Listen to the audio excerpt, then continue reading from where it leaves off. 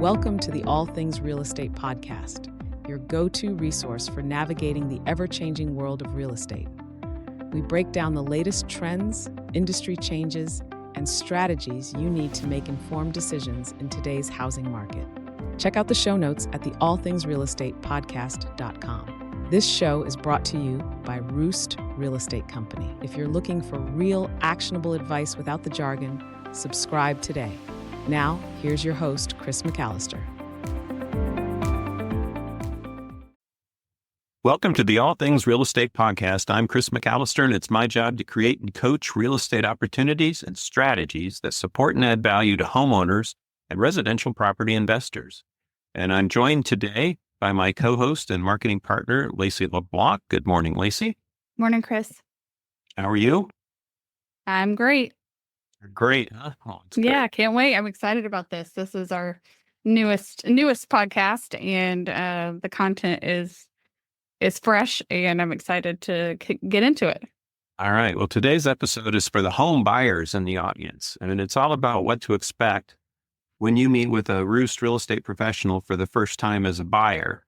And, Roost is what we do. That's who sponsors the podcast.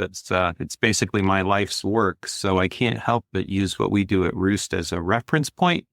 But if you're not working with one of us, or you're not in an area where you could even possibly work with one of us, I think this will give you a great framework for how to approach a buyer-agent relationship when it comes time for you to seek representation when you buy your next home. So we're going to talk about a buyer meeting specifically today. And this meeting is absolutely critical because it sets the foundation for your partnership with your real estate professional when it comes time to buy your next home. And we're going to walk you through the exact process that we use with our clients, and we're going to follow the same steps that we have laid out in a brochure called Buy with Roost. And we'll actually include a link to that in the show notes so you can download it and take a look. But I want you as a buyer to think of this first meeting as an interview. After all, your goal is to hire a buyer agent that you're going to work with very closely from anywhere from, a few weeks to a few months. Or I've had buyers I've worked with, honestly, for 2-3 years before they actually, purchased a home. So you want to get this relationship right, and you want to make sure that you're hiring an agent who is going to keep your unique interests at heart, not just your best interests at heart, but your unique interests at heart. Because if there's one thing I've learned over the last 20 plus years is no two buyers' goals are alike. No two buyers are alike. No two homes are alike. Everything is always new, always different. And there's just always a little bit of twist with every transaction. And that's what makes it fun. Yeah, not everybody has a Nana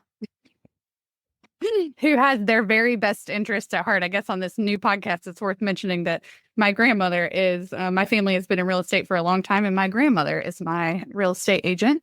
And so it's kind of a no-brainer for me. But if you're in a position where you do need to select someone that you didn't birth the person that birthed you, then it's simple. This is even more important, right? It's just finding somebody you can work with, somebody who's sincere, somebody who knows what you want and is there to help you get it. And is a professional and honestly knows what they're doing. So before you start interviewing agents, and this is true whether you're buying your first house or your 20th house, you and your family, if you have other people involved in this decision, you got to get clear on what you're doing and why you are doing it. The fact is, there's no way any real estate professional can help you if they don't know what you can do, what you want to do, and to educate them, to inform them as a partner in this endeavor. You've got to be able to articulate, what it is you're looking for.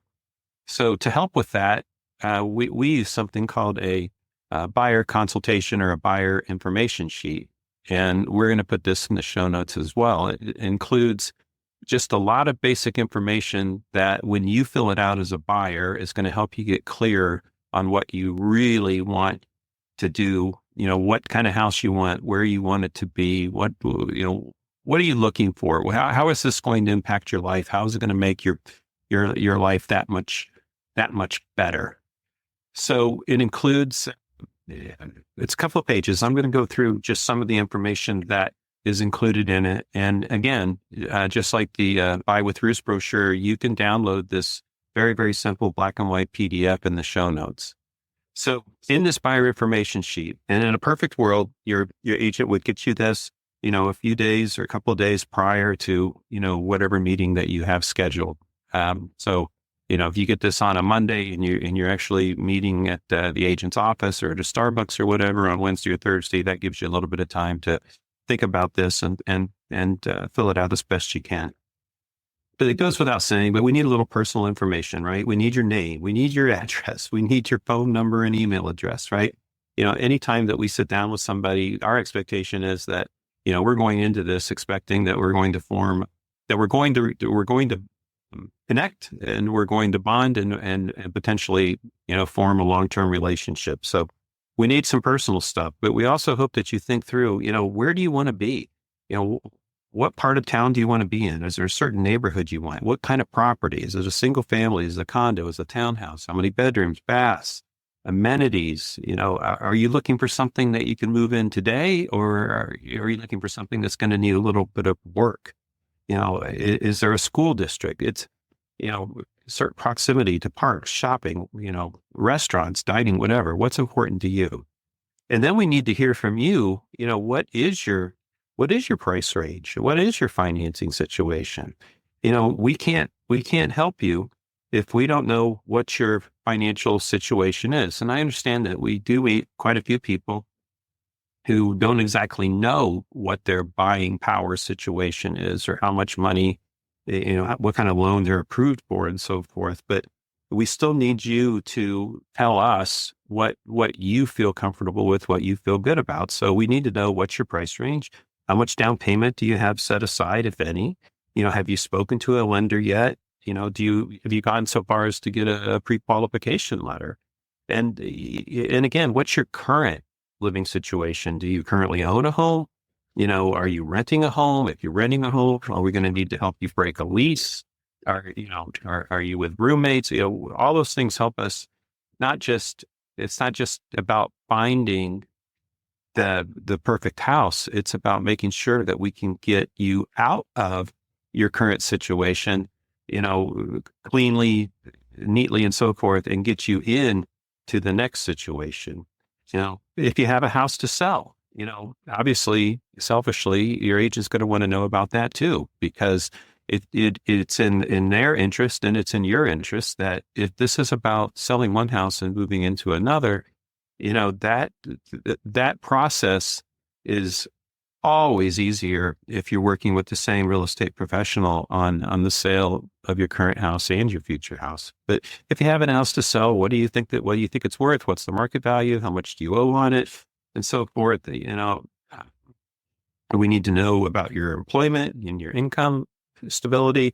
Did you just take this job? How long have you been in this position? Do you anticipate changing jobs? Because all those can impact your financing, which in turn impacts whether or not we're going to be able to get you into a new house in the time frame that you're looking for. And are there any co-buyers or are there any co-signers? Are you getting help from, family members, with down payment assistance and so forth? And then, we still get into a little bit, deeper. And please bear in mind, when we sit down with you, and this isn't a hard sell for us, but in the process of just having this conversation with you, we are in effect acting as an agent on your behalf. And while nothing has been formalized yet, we conduct ourselves as if we already have a fiduciary duty to be looking out for your best interests. So some people may take this as, well, that's a little intrusive, but it's really not. Buying a house does get into a lot of personal finance stuff. It gets into a lot of, feelings, Laci. You know how I feel about feelings. Yeah, and your priorities are, I mean, I don't know. I look at like my finances when I was buying a house on paper and how misaligned if you just looked at my financial information, how misaligned that was with my goals as a person. Because we wanted to purchase a home well below our means, because we have other priorities in our life. We love to travel. We love to, we spend a significant portion of our time volunteering and doing kind of community work. So, we're not working 60 hours a week, even though this is prime time in our lives, probably to be doing that. So when you see something on paper, it just doesn't always add up, and it's not always what you think, right? So we were overqualified to purchase the home that we purchased, but it ended up being the perfect place for us. Because it was aligned with our goals. So I think that, when people see all of these questions, you're right. It feels invasive. And feelings wise, it feels like maybe you're being judged, and maybe your agent or your real estate professional is using that information to see how qualified a candidate you are. So making it clear that you're looking at it to see what their goals are and to better get to know the person and align with what they're looking for is really, really important, because you're not looking at it just to see, oh, well, they can afford this and then do the math and my commission would be this, and is it worth my time or not? That's not the point of this, collecting all this information. It's really to get to know the person and make sure that you're keeping their best interests at heart. And I don't think that that's something people assume. I think what you said is very, very powerful. And that's why it's so important as a buyer that you come in ready to tell your story, right? That is a unique story. It's not the norm that people are coming in with absolute black and white personal goals, that this is something that we believe in as a family. We are going to live below our means, and we want to buy a house that, supports us and our family and our short and long-term goals. And the fact is, if you don't come in as a buyer ready and willing to tell that story or make that clear, and you don't have to justify why, but you do have to sometimes make clear that, I'm pretty confident that, I'm going to be fine on the mortgage. I understand that I need to get pre-qualified, but I want you to understand that our goal is X. And again, your description of what you guys wanted to do when you bought your house is different than anybody else's. And what I just want to stress with the folks listening is the whole idea behind this buyer information sheet is not just to help the real estate agent. It's to help you articulate your story and what you really want out of this. I'm going to say what you want out of this relationship with your buyer agent, but it's also what you want out of what outcomes you want in the actual transaction of, finding and closing on the home. So that's why you're in the shelter business. That's why we're in this. So, I'm not real great at role playing, but let's just see if we can kind of go through what a typical buyer meeting looks like. And you play the buyer and I'll play the real estate agent. Is that okay with you? Yeah, that sounds great. I've never had this conversation with anybody except for Nana. So this will be great for me too. Well, so again, you may have already met your real estate agent. Maybe they were referred to you. Maybe they're a family member. Maybe you actually called them to have them show you a house that they had listed. And even though, they had you sign an agency form and a buyer representation form, it wasn't a long-term relationship that either one of you chose to establish, right? So this is an opportunity to sit down face to face and really, really, really get to know each other. And sadly, not enough agents do this, but I always had a personal rule that other than showing a house that I had listed because I have a duty to my seller, I flat out wouldn't put anybody in my car or go out and show houses to anybody who wouldn't take the time to give me 45 minutes to an hour one-on-one to just try to figure out whether or not I could help them or not. So this is critical for the buyer. It's absolutely critical for the agent. And I can tell you the best buyer's agents among us conduct themselves in this fashion. So Laci, I just want you to know my goal today is to make sure I absolutely understand your goals, your needs, your timeline. And I just want to start with a couple of key questions. So what is the most important thing to you about this move?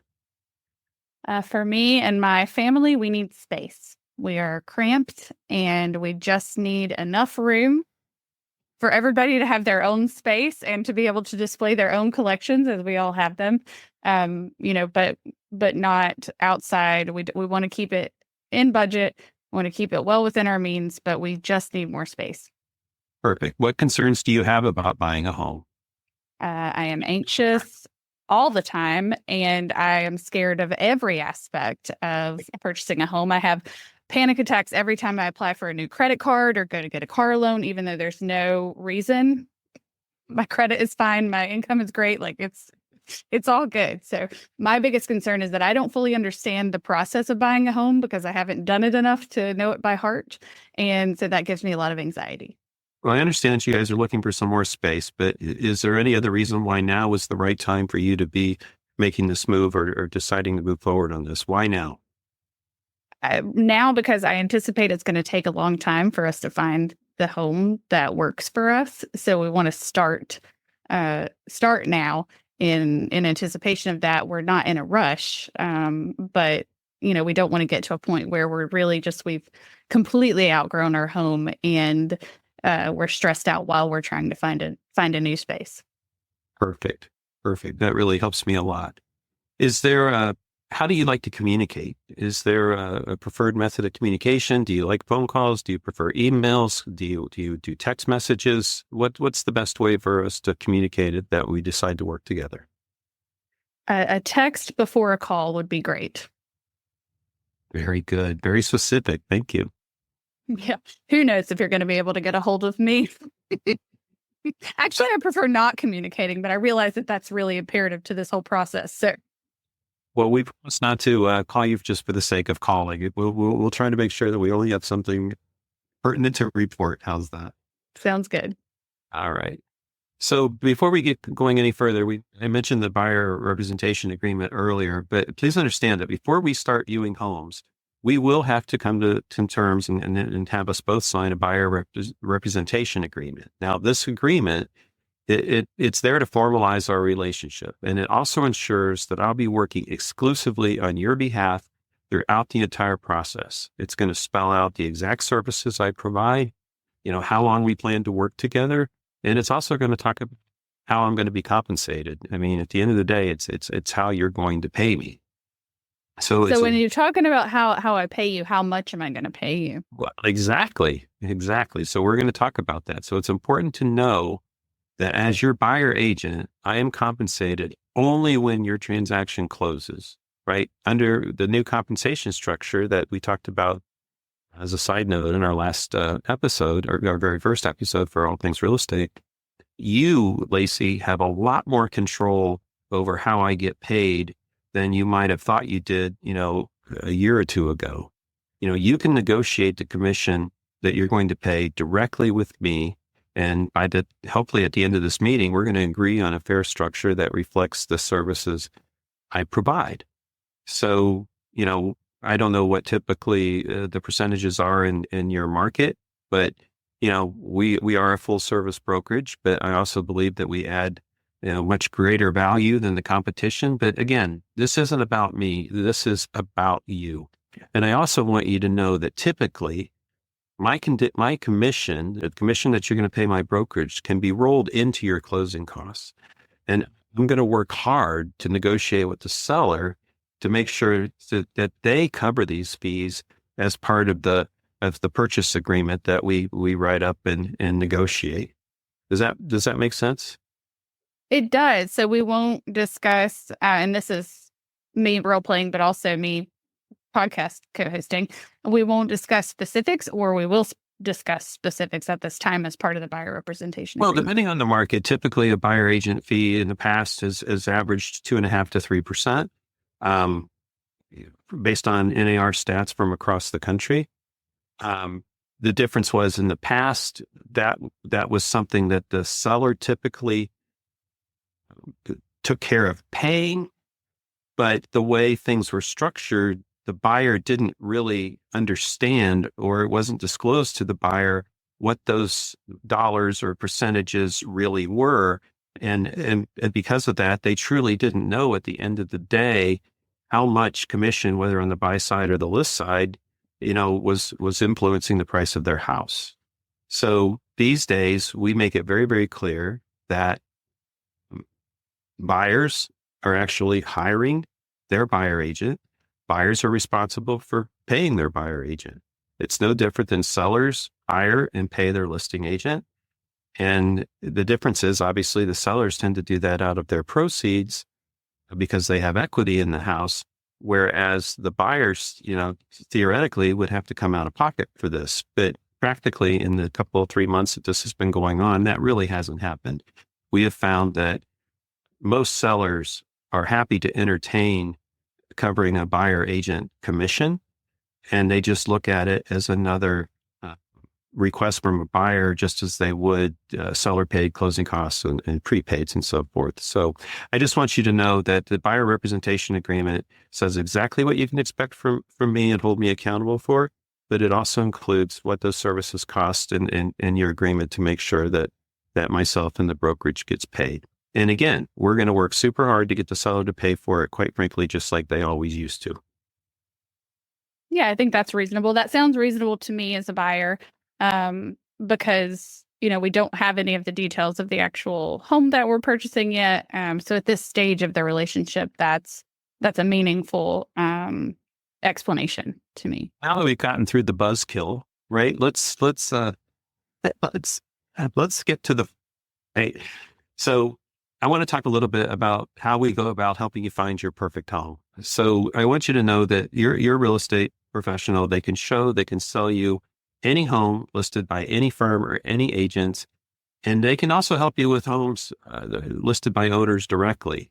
When you do sign a buyer agency agreement, your real estate professional is getting paid, regardless, basically. But it's going to make it a lot easier for you if you ask your buyer agent to approach a for sale by owner and see if they're interested in working with me as your agent and potentially or covering those costs. Just because they say no, that they aren't interested in paying another realtor, that doesn't mean that we can't present an offer to them that makes sense, that takes care of your obligation to me, as well as getting you the house you want at the price you want to pay, terms that work for you. So again, we can sell you any home listed, any home not listed. We'll make a concerted effort to take care of you in that regard as well.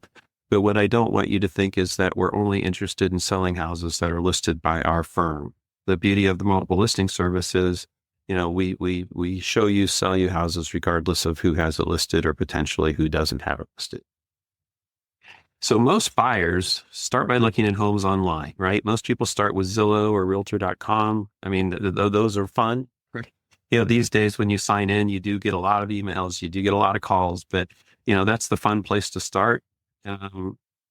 If you haven't already started to work with a brokerage, if you started working with a brokerage, maybe you're using the search widgets on their site. Like for instance, we have, really pretty cool search widgets or subsites on our site that are linked directly to the MLS, but they're not linked to Zillow or Real Geeks. We actually get ours done by a third-party company called Real Geeks. So the thing to understand is all of the real estate portals, whether it's the big guys like Zillow or Realtor.com or ones that are connected to the big franchises like Remax or Coldwell Banker, or EXP and so forth, they all get information from the same place, which is the local multiple listing service. So even if you're working with a boutique agency with one or two agents or a giant legacy brokerage, or you're just looking at, browsing Zillow or Realtor.com, that information is all coming from the same place. And the beauty of the fun part is, during our initial meeting, we're going to log into the MLS together. We're going to share the screen on my computer, and we're going to physically we're going to enter your home criteria as you're sitting there. We're going to set up a custom search for everything that you want in the house, and we're going to get that saved. And then we're going to make sure that we set the button on the MLS site so that you get an email alert immediately. Any new listing hits the market that meets that criteria. So that is a nice thing because we could actually make sure that you're notified immediately, quite frankly, very, very quickly, when something goes on the market that might fit. And in most of the country right now, there's still multiple offers happening on houses. We had a little bit of slowdown during the election, but there still aren't enough houses for sale to satisfy all the buyers that are currently interested. So, being early in the process matters. And the fact is, the difference between getting an email that your perfect house hit the market at 10 o'clock in the morning versus not realizing that house actually hit the market until the next morning, that actually is a huge advantage for you. And it quite frankly, it helps me help you. Yeah, that sounds great because one of my biggest fears is being inundated with homes that do not fit my very specific criteria. I just don't have the mental capacity to wade through all of that. So honestly, setting up this MLS account and getting a custom search and having these notifications is well worth probably your commission, because it just tells me that you're interested in showing me what I'm interested in, not what is going to, not what you want me to be interested in. Us together, we'll put the criteria in. And almost everybody comes to one of these meetings with, a list of houses they saw online that look really cool and they think they want to see. And it's always interesting that when we actually put that information in, many times those specific houses don't come up for whatever reason. Now, it doesn't mean that, we're not going to go out and take a look at them if it's still something that you feel strongly about. But it is interesting that when you really dig deep and start to think about the criteria that you truly want in a house and set your search up that way, it does narrow it down. And there are times when, initially we might make the criteria a little bit too narrow and nothing's coming up. And, we have to kind of open up that criteria. And I will tell you, buying a house at the end of the day for most people does become a process of elimination, right? You cast a wide net or you cast a narrow net that gets wider and wider, and then you start to see what's actually available in the market, what's available in your price range. You start to make some decisions, and it does become a process of elimination and a series of compromises, but that's just part of the process. So once we've set you up in the MLS, it's really time to start narrowing down the options. So again, it's a process of elimination. You might look at over 100 listings online, right? And narrow it down to just a few that you want to see in person. So what your agent's going to do, what we would do is we'll schedule the showings for the homes that make the cut or anything that you want to see. And there's two things here, two things I want you not to worry about, Laci. The first one is, don't worry if the first house we look at isn't the one for you. But I also don't want you to worry if the first house we look at is the one for you. The difference between now and, even just a few years ago, even, before COVID, is that the information online is so good, right? And the pictures are so much better, and there's videos and so forth. And you can always tell if a listing agent really took the care that the home deserved, right? You can almost, and what's sad is, and I'm afraid it's true more often than not. If you see a listing that just doesn't pop, if it truly looks like it was an amateur that took the pictures on an old cell phone and so forth, it's either not going to do justice to the house, but it's also not going to get you excited about going to look at the house. Now, that might be a situation where your realtor says, yeah, I know this one doesn't really present well online, but I think we should go take a look. By the same token, those realtors and those homes that clearly have been cared for are staged and cleaned up to sell. Again, almost every time a house looks, hot like that online, it's going to feel just like that when you walk in. So don't forget, you've already narrowed down the search because you've already been online. You've looked at a ton of stuff. Obviously, this is the fun part. So don't be too scared if you only end up looking, you may end up looking at a lot of houses. You may end up looking at 2 or 3 houses before you settle on one that you decide to make an offer on. That sounds like a dream. The not worrying part and the first house being the one part. Both of them sound great. I think that's that's important to talk about, because depending on who you are, right, your idea of what the home search looks like, feels like, actually is, can be different. So some people have it in their minds that, gosh, I'm in for, months and months of going and looking at houses, and because that's what happened last time they bought a house. Or then there are people who are like, oh, well, I just want to find the one house I want, go look at it and buy it. That's their expectation. And things change so quickly, so frequently. And for many people, it's been they've never bought a house, and they just have this idea from movies or whatever they've come up with. The only perspective they have is when mom and dad bought a house 20 years ago. Exactly. My parents haven't bought a house since they bought a house my grandfather built, like 30 or 40 years ago. So when it's time for them to downsize, because we're in real estate as a family, I don't think it'll be such a surprise to them. But I do think that their expectations will be wrong in a lot of ways. So establishing those expectations and really addressing both sides of every kind of issue is so helpful. And it drives home why you need a professional real estate agent, because, I love Nana, but we didn't have these conversations. We just kind of jumped in, and I knew she had my best interest at heart. We kind of talked about things as they came up. But for me, as an anxious person, it might've been helpful to sit down and have the talk about expectations and know that, oh, if it takes a few extra days on this part of the process, then that doesn't mean something bad is happening. Or if you find the house of your dreams and, the inspection comes back with XYZ, then that doesn't mean you can't get the house. So setting those expectations all the way through the process is really helpful for me and probably many others. So in keeping with the up and down nature of, wow, that's great fun. And I'm excited to, oh my God, we got to talk about money again. Right. So we're going to talk about lending now. So we started out the meeting with dreams, right? What do you want out of this house? And then we had to talk about money, the buyer representation agreement. And then we got excited again, right? Helping you find your perfect home and going out and looking at houses. But now we've got to get pre-approved for a mortgage. And the fact is, before you start touring homes or getting too excited, it's absolutely essential that you get pre-approved or more specifically pre-qualified for a mortgage. Because remember, a pre-qualification means based on the information you give the lender, they can ascertain what your buying power might be. Getting pre-approved for a mortgage means that they're running a credit check and there's a title work's being done on the house, and that a mortgage is approved for closing. So you got to get pre-qualified before you get too excited, whether it's looking online on your phone or on your desktop and actually going out and look at houses. Getting pre-qualified for a mortgage shows sellers that you're a serious buyer and that you're focused on.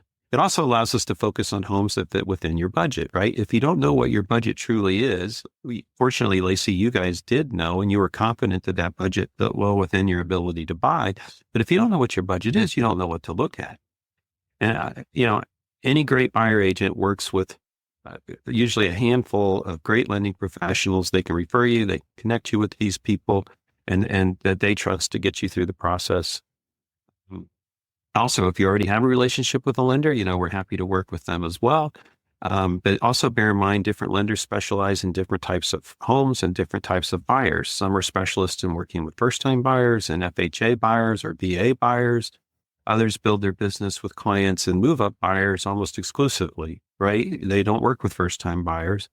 Some specialize working with empty nesters who, the kids are grown, they're out of the house, and they're thinking about downsizing to a forever home.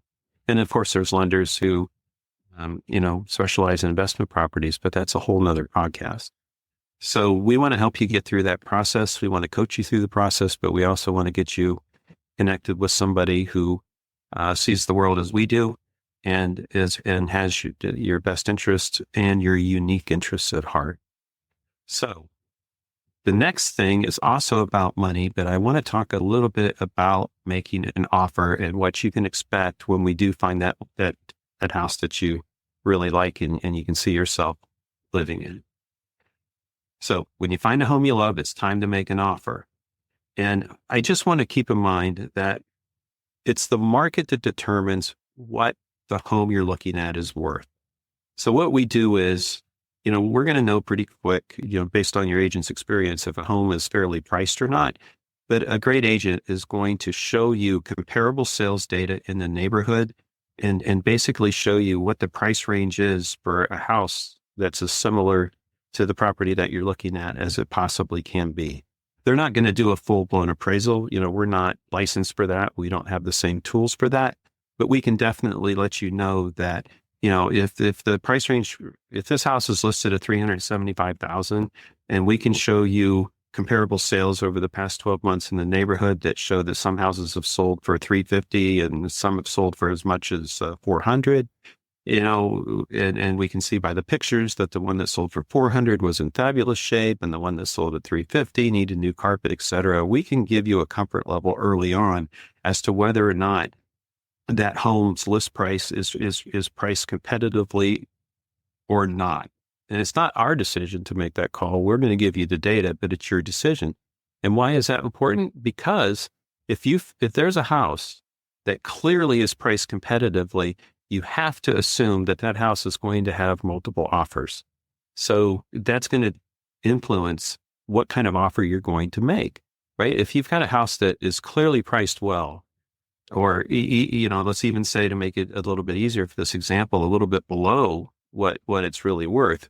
One, there's probably going to be multiple offers. Two, if you're in a situation where it's clear that the seller isn't offering a blanket offer of compensation to buyer agents, then you've got to make sure that your offer is written such that you get whatever seller concessions built into that offer that you need to get, right? So if you need some lender closing costs and prepaids, if you need, to get your buyer representation costs covered and so forth, your agent's going to write that into the offer. But let's say that house is probably worth $385, right?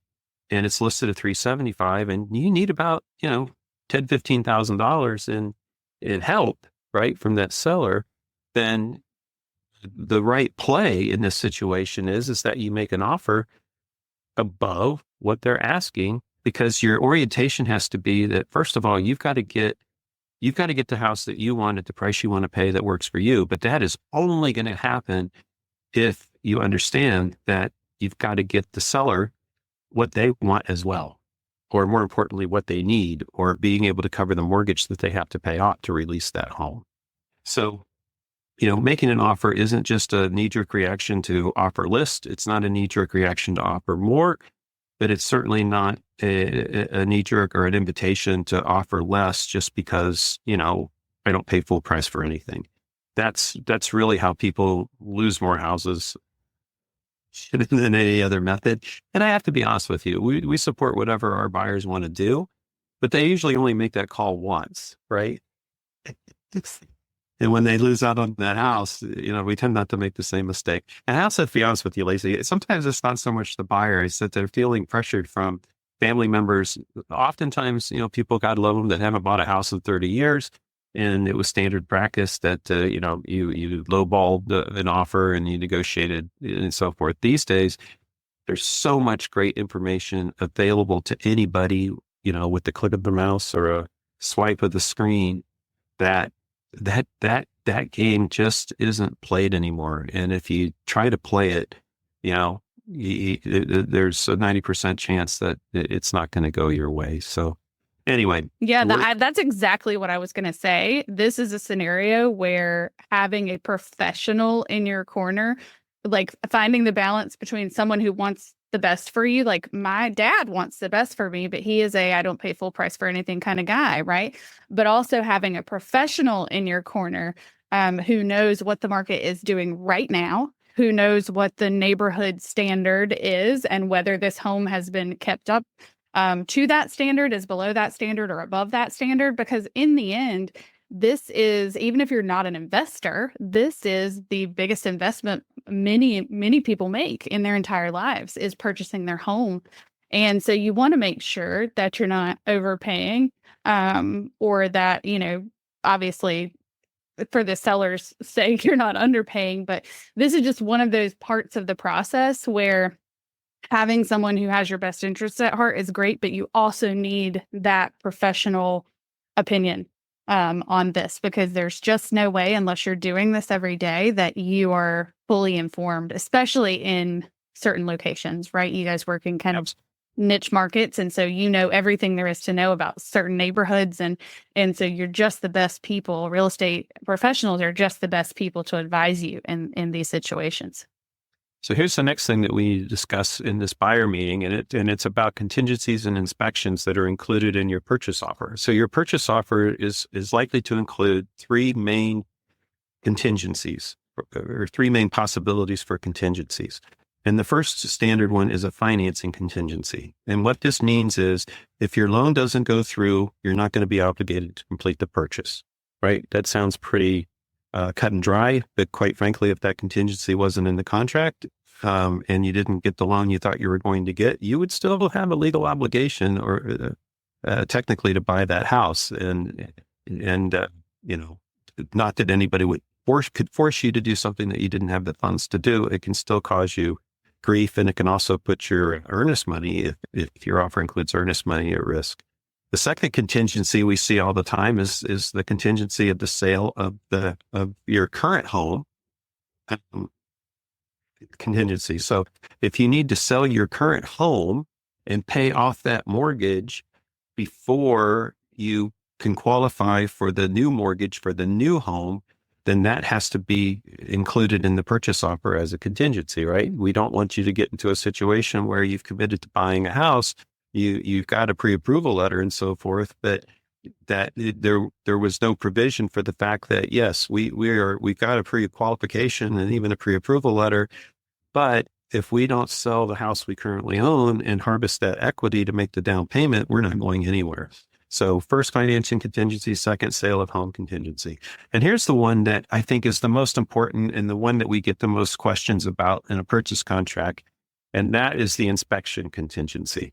So the inspection contingency allows you to have the property inspected and potentially allows you to negotiate any repairs that need to be done with the seller. So I always recommend that you have an inspection done. And, I don't know the cost in your particular market, but I'd say these days it could be anywhere from $500 maybe to $1,000 if you're not just doing a whole house inspection. Maybe you've got whole house and termite and well and septic, and maybe there's a fireplace inspection, whatever. You can spend some money on inspections. And I also need you to understand as a buyer that this is something that you've got to work over the cash for at the time of the inspection directly to that inspector. So, this is something that has to be paid at the time of service. It's not something you get back if it's a bad inspection, and so forth. But it's also pretty critical that, you get these things done, because what you're looking for are those items that adversely affect habitability, right? You're looking for things that could hurt you or make the house hard to live in, or potentially cost you a lot of money, fairly soon after you purchase the house. So your inspector is going to give you a thorough report, but a great inspector is going to highlight only those issues. They're going to include everything, right? And in an older house, it can be a long list, right? Because old houses are different. Oh, trust me, I know. Right. Thorough report. But a licensed property inspector is also going to highlight those issues that they see with the house that could substantially impact habitability. So they're looking for health and safety items that need to be addressed, and any larger ticket items that could result in out-of-pocket costs in the near term after you buy the house, right? So nobody wants to potentially, do a home inspection, have the deal not go through and be out a lot of money. On the other hand, the last thing you want to do is, close on a house, move in, and suddenly find out that the furnace has to be replaced, or because it's leaking carbon monoxide into the home. And I always like to give an example about a roof situation. So, let's say that the inspector on the inspection report says, the house is overall, it's in great shape. However, we suggest that you have a roofing contractor look at the roof, because in our opinion, the roof is at the end of its useful life, right? So nobody wants to pay for a roof, right? Well, and maybe you do, right? If you knew the roof was going to need to be replaced going in, maybe you're okay with that. Maybe you expected it. But if not, this is when you have the opportunity to go back to the seller and say, we really want to buy your house. We love your house, but we just can't do it if you don't replace the roof. So what could happen? Well, it's one of three things, right? The seller could say, sure, happy to do it. We knew we had some hail damage. It just came as an opportune time. We were going to talk to our insurance agent. We think we can get this taken care of. No harm, no foul. Happy to do it, right? That's best case scenario. The seller says, yep, we'll take care of the roof, no problem. Second possibility is, nope, we're not doing it. You already aren't paying me enough for this house. It is what it is. Buy it, don't buy it. I don't care, but we're not putting another dime in this house. So the answer is no. The third option is that it becomes a negotiation, right? And, just hypothetically, let's say the seller says, wow, I didn't even realize that. Let me get a hold of a roofing contractor. They get a roofing contractor, and the roofing contractor comes out and says, yeah, the roof is older, no question. Maybe there's a couple of layers on there, but you know what? I can certify this roof for another 5 years if you do this, this, this, and this, right? And maybe this, and this is only going to cost the seller $2,000-$3,000 versus $15,000 to $20,000 for a new roof, and he's going to do that for you or for the next buyer and be able to provide that roof certification from a licensed and bonded roofing contractor that this roof may look a little rough around the edges, but it's got another 5 years of life in it, right? So they can say yes, they can say no, or it can become a negotiation. And I just want to tell you how critical that contingency is, because it empowers you as a buyer to make the decision that makes the most sense for you and your, I don't want to say, you could say anxiety or you could say risk tolerance, right? But the fact is, no houses are absolutely perfect. Even new construction isn't absolutely perfect. When they do inspections on new builds, there's always issues as well. So the point is, you have a contingency in your purchase contract that allows you to the possibility to uncover things that could cost you money or, God forbid, hurt you down the road. Yeah, that was huge for us. In the current house that we live in, we did the inspection and we found out that the HVAC system was really, really old and that it would probably need to be replaced. We bought it from an estate, so there was not going to be any more work done to it. But we were able to make the decision, because we got such a great price on it, that we would, because we qualified for it was our first home and we qualified for some down payment assistance, we would not put our entire down payment that we had planned to put on the home. We would set some aside to cover that inevitability of having to replace that HVAC. And lo and behold, it was about a month and a half after we moved in that we needed to do that. But you're right, it was just risk tolerance. I felt great about it once when it happened. And what a relief, to know we had already set that aside. Even if you had the extra cash and you can afford it, you still don't need to go through that surprise, right? At least this way, you knew what to expect. And when it happened, you didn't feel taken advantage of. It wasn't the end of the world.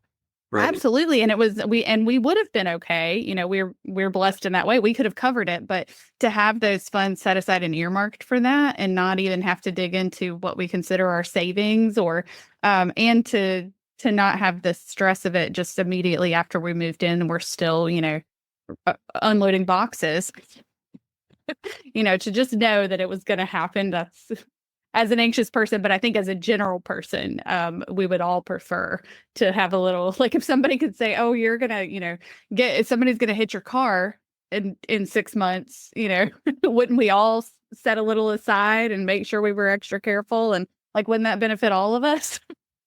So those are the high points of the home buying process and what you can expect from your agent and in turn, what your agent's going to expect from you throughout the process. So once we get past those inspection contingencies, and then we're focused on closing. So, after all that's said and done, we move towards closing, which can take anywhere from, these days, could be as few as maybe, 3 weeks. I've seen some close in 3 weeks, but typically closing takes 30 to 45 days.